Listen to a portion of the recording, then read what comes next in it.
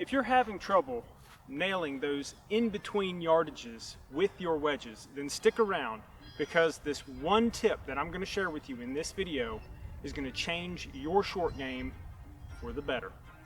Now, before we get on to that tip, let's talk about some of the things you may be doing right now which aren't working for you. Most of the time, I see beginner golfers do one of two things.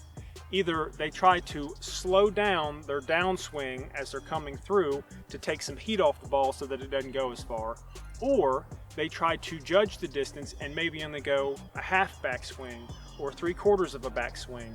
While that may seem like a good idea, both of those strategies make it very difficult to become consistent in your shots. There are too many variables, and as a beginner golfer, you don't need to be worried about variables. This tip that I'm going to share with you is going to eliminate all that guesswork and just make it easy for you. And when it comes to trying to control your backswing, a lot of times what happens is that you think too much in your downswing, and that's one place that you do not want to be thinking at all. You just want to commit to the shot and move forward with it.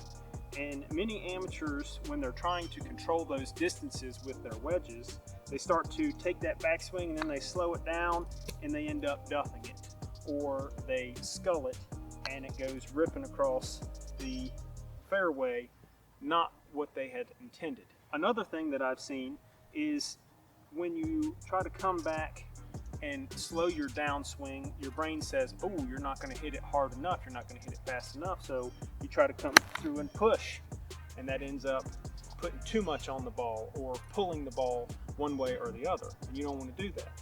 The other approach that I see a lot of beginner golfers use is the half backswing or 3/4 backswing method, and that may seem like it's going to work, but here's the problem with that. Let's say you hit your sand wedge on average 90 yards, you've got a 45-yard shot. It makes sense that you can take a half backswing and come through and you're going to hit that 45 yards, right? Well, here's the problem. If you don't make perfect contact with that ball, then there's no guarantee you're going to mimic the same results that you have when you hit a full sand wedge shot. If you're coming back, there's too much room for error. You're coming back here. How do you know that that's exactly half?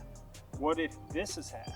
Or maybe a little bit lower is half? You're going back to what feels like half of a swing, but you can't 100% judge that all the time. So your results are always going to be different. And you may get lucky, and sometimes it works coming back half and hitting through. But that's not always going to work for you. You need a simple, easy process that you can apply every time you have those in-between yardage shots with your wedges. It removes all of the guesswork out of the other two approaches and just makes it simple. And who doesn't want golf to be more simple? I know I do. That's what I love to do at Rough Golf, is give you guys simple tips that are easy to do that change your golf game for the better. If you're enjoying this video, make sure that you smash that like button, as I would really appreciate it. So I'm going to share with you that one tip that's going to revolutionize your short game when it comes to hitting those in-between yardages. So I've got a 56-degree wedge here, and when you guys are trying to hit those in-between yardages, there's only one simple thing that you need to do. Instead of worrying about coming all the way back and reducing the speed in your downswing or taking half a swing, what I want you to do is just simply choke up on the club 1 inch. By choking up on the club 1 inch, you can still take a full backswing and cut 5 to 7, sometimes even 10 yards off of your total distance.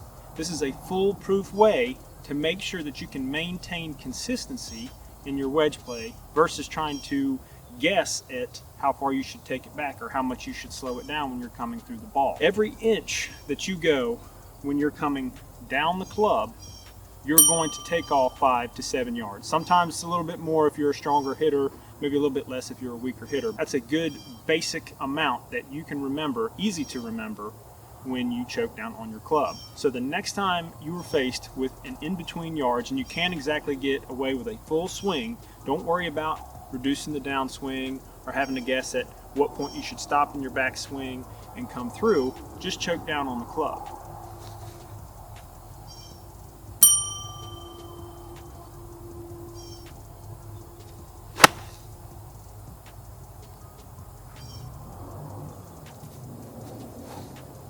Simple, easy. That's what I like to do here at Rough Golf. Thank you guys so much for watching, and as always, keep on swinging.